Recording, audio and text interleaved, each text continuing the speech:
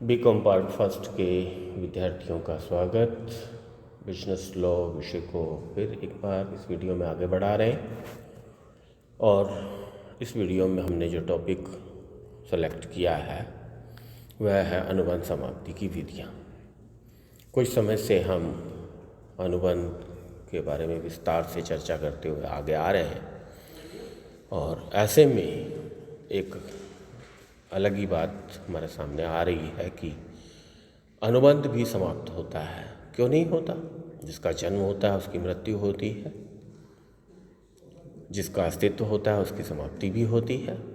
उसी प्रकार अनुबंध भी इसीलिए होता है कि वो कहीं ना कहीं कभी ना कभी तो समाप्त हो। इसी को हम अनुबंध समाप्ति या डिस्चार्ज ऑफ कॉन्ट्रैक्ट कहते हैं। जब अनुबंध के दोनों पक्षकार अपने अपने वचनों का निष्पादन करते हैं तो अनुबंध समाप्ति की ओर अग्रसर हो जाता है। यह तो सबसे अच्छा तरीका है, लेकिन यह जरूरी नहीं है कि अनुबंध के पक्षकार तत्काल अपने वचनों का निष्पादन करें। कुछ पक्षकार पुराने अनुबंध के स्थान पर नया अनुबंध कर लेते हैं। इसके अतिरिक्त और भी कारण बनते हैं जिससे पुराना अनुबंध समाप्त हो जाता है। इसी को हम अनुबंध समाप्ति की विधियां या methods of discharge of contract कहते हैं। जैसे कि अभी चर्चा की हमने कि डिस्चार्ज ऑफ कॉन्ट्रैक्ट में सबसे अच्छा तरीका तो यही है जो पहले नंबर पे दिखाई दे रहा है आपको कि निष्पादन द्वारा समाप्ति। इसको हम डिस्चार्ज बाय परफॉर्मेंस कहते हैं। डिस्चार्ज बाय परफॉर्मेंस में अनुबंध के दोनों पक्षकार अपने अपने वचनों को पूरा कर दें, अनुबंध में अब कुछ शेष ना रहे तो वह तो सबसे अच्छा तरीका है। उसमें कोई विवाद ही नहीं है, कोई नई परिस्थिति उत्पन्न नहीं हुई है, तो इसको हम अनुबंध समाप्ति का सबसे अच्छा तरीका मानते हैं। इसे कहते हैं निष्पादन द्वारा समाप्ति। उसके पश्चात दूसरा तरीका पारस्परिक ठहराव द्वारा डिस्चार्ज बाय म्यूचुअल एग्रीमेंट, अर्थात अनुबंध के दोनों पक्षकार कोई पारस्परिक ठहराव कर लेते हैं। होता ही दोनों की सहमति से है, इसीलिए म्यूचुअल एग्रीमेंट की बात है। दोनों पक्षकार एक मत हो जाते हैं, सहमत हो जाते हैं और एक नई स्थिति उत्पन्न हो जाती है जिससे कि पुराना अनुबंध समाप्त हो जाता है। इसमें जो तरीके हैं वो पहला है नवीनीकरण, नोवेशन। ठीक बात कि जब अनुबंध के दोनों पक्षकार इस बात पर सहमत हो जाएं कि कुछ नया कर लें, जब वो नया करते हैं तो उसमें अनुबंध का पक्षकार भी बदल सकता है और शर्तें भी बदल सकती हैं और नया अनुबंध अस्तित्व में आ जाता है और पुराना अनुबंध समाप्त हो जाता है।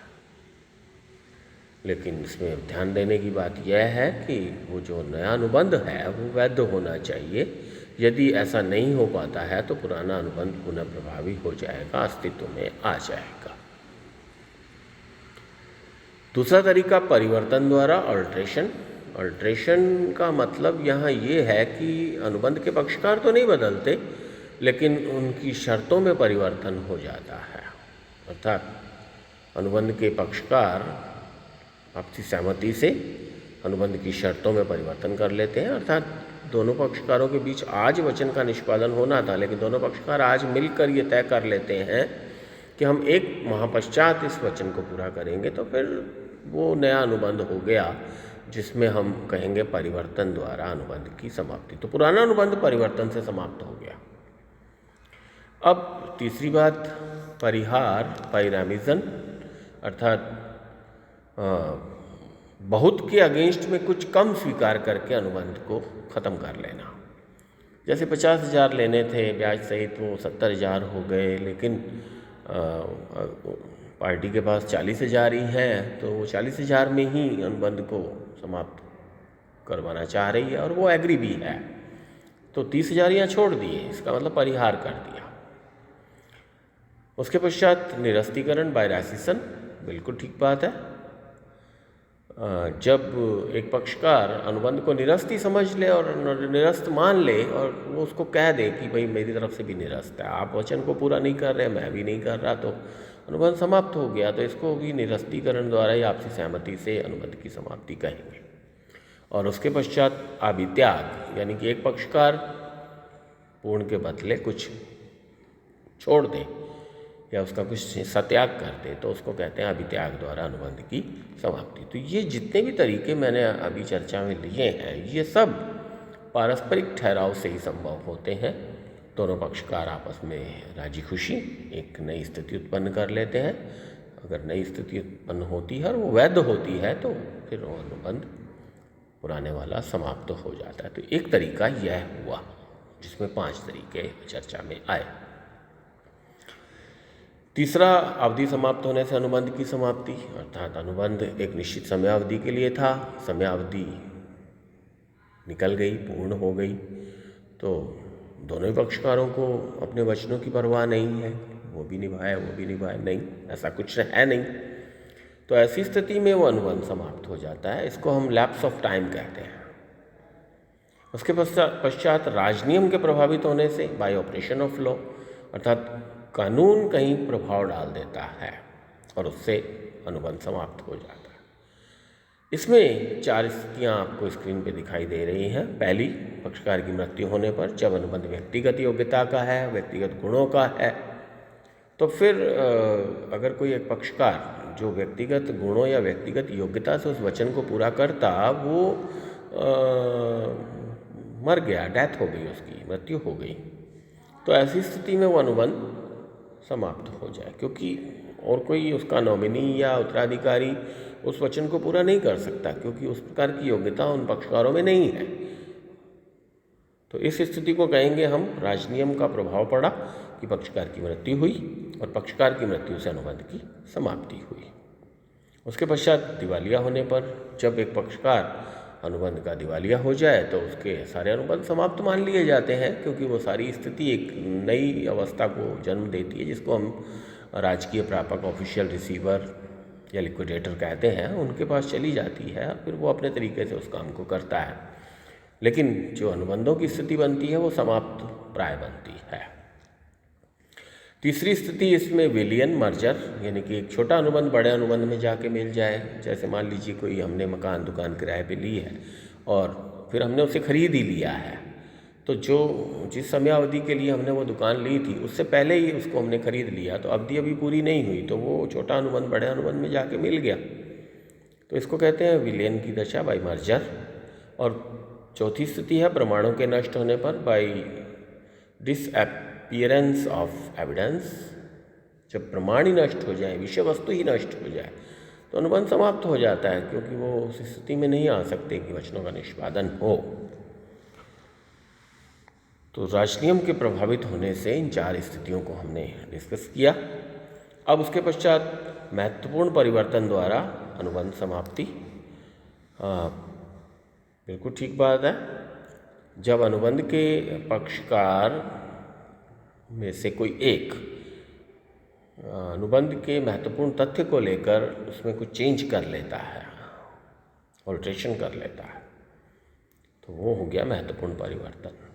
तो इससे दूसरा पक्षकार प्रभावित हो रहा है, और जब दूसरा पक्षकार प्रभावित हो रहा है तो वो अनुबंध समाप्त हो गया।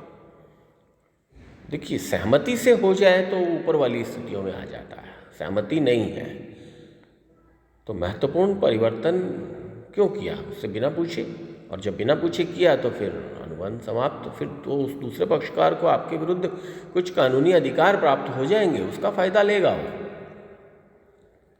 और उसके पश्चात छठी स्थिति बन रही है अनुबंध भंग या खंडन द्वारा, इसको कहते हैं बाय ब्रीच ऑफ कॉन्ट्रैक्ट, अनुबंध को तोड़ना। ब्रीच ऑफ कॉन्ट्रैक्ट, अनुबंध को तोड़ना। अगर कोई पक्षकार अनुबंध को तोड़ रहा है तो यहाँ 2 स्थितियाँ बनती हैं, एक वास्तविक खंडन और एक प्रत्याशित खंडन। वास्तविक खंडन यानी कि एक्चुअली ब्रीच ऑफ कॉन्ट्रैक्ट, और दूसरा है प्रत्याशित खंडन, एंटीसिपेटरी ब्रीच ऑफ कॉन्ट्रैक्ट। इस दोनों स्थितियों में ये अंतर है कि पहले वाली स्थिति में अनुबंध भंग हो रहा है उसी दिन जिस दिन वचन का निष्पादन होना है, और तब पता चल रहा है कि एक पक्षकार वचन को पूरा नहीं कर रहा, फिर वो उसके विरुद्ध कार्यवाही करेगा, वो एक अलग स्थिति है, लेकिन अनुबंध समाप्त। प्रत्याशित खंडन में जो पक्षकार वचन को पूरा करने की स्थिति में नहीं है, वो 4 दिन पहले ही बता देता है उसको कि मैं अपने वचन को पूरा नहीं कर पाऊंगा, तो यह प्रत्याशित खंडन कहलाएगा। और प्रत्याशित खंडन द्वारा भी अनुबंध की स्थिति वही बनती है, अर्थात अनुबंध समाप्त हो जाता है, यद्यपि फिर उसके अधिकार जो एक व्यापक अधिकार कानून में है वो उसको प्राप्त हो जाएंगे।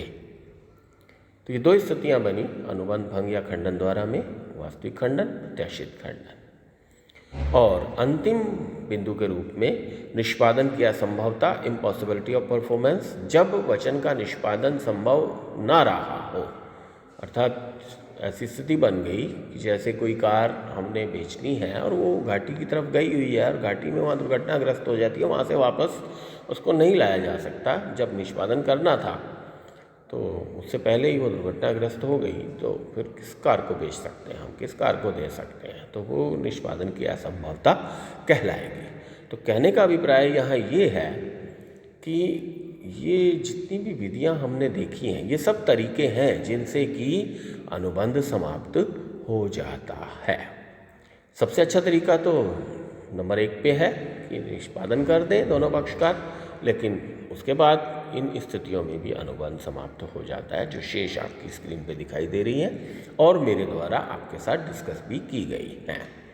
मैं विद्यार्थियों से आग्रह करूँगा कि पुस्तक की सहायता से इसे और आगे बढ़ाएं। नमस्कार, धन्यवाद।